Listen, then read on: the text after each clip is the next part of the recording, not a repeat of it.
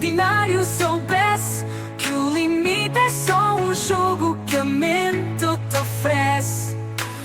SOS, se o ordinário entendesse que o extraordinário é feito do que o medo esquece. Se o ordinário soubesse que o medo faz o lobo maior do que ele é, talvez já tivesse percebido que o verdadeiro monstro não está naquilo que teme, mas na forma como deixa o medo crescer dentro de si. O medo, no fundo, não é mais do que uma história que contamos a nós mesmos. E, quanto menos questionamos, maior essa história se torna. O medo transforma-se, ganha força e começa a assumir proporções que, no final, talvez nem sequer sejam reais. Tu e outros extraordinários sabem disso. Sabem que o medo é uma reação natural e espontânea, que aparece e fica lá por uns momentos, mas é apenas uma resposta biológica a algo que está aparentemente por chegar. E, no entanto, o ordinário, esse lado que todos temos em comum, vê o medo como uma muralha intransponível. Só enxerga a sombra do monstro e não percebe que a sombra é maior do que o próprio monstro. E quanto mais foge dessa sombra, mais ela cresce, porque o medo, como qualquer sombra, é grande enquanto olhamos de longe, mas desaparece quando decidimos encará-lo de frente. E aqui está a verdade. O medo não é o inimigo. O medo é um aliado disfarçado. Se o ordinário soubesse que o medo é um guia, talvez já tivesse percebido que a verdadeira liberdade não vem de viver sem medo, mas de aprender a dançar com ele.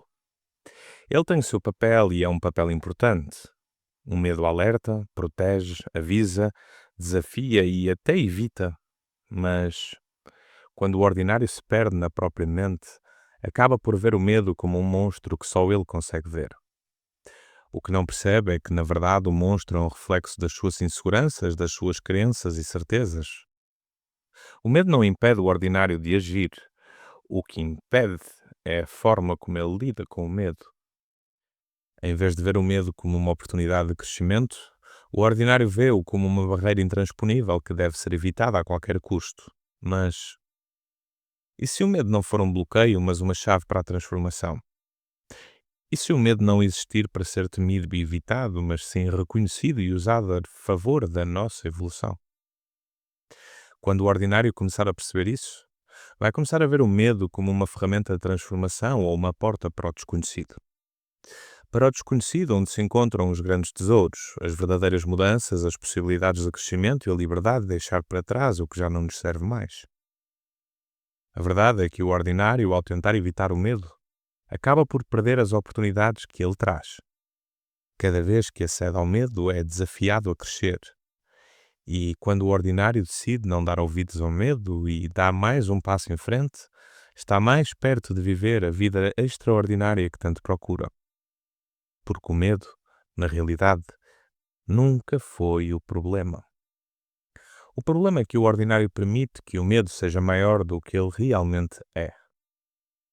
Se o ordinário soubesse que, ao encarar o medo, descobriria que o monstro nunca foi grande o suficiente para o parar, provavelmente já se tinha posto a caminho e dado o primeiro passo para transformar a sua vida. Não é sobre viver sem medo. Não existe ninguém a viver sem medo. Mas é sobre perceber que o medo não nos define. O medo é uma parte da jornada, mas está longe de ser o fim da viagem. O medo, na verdade, é o primeiro passo para a transformação. E ao se perder no medo, o ordinário esquece que, ao enfrentá-lo, ganha terreno e poder. O medo é uma ferramenta, mas uma alavanca para a mudança. E a verdadeira liberdade não está em fugir dele, mas em usá-lo para impulsionar a nossa evolução. Será que algum dia o ordinário vai perceber isto?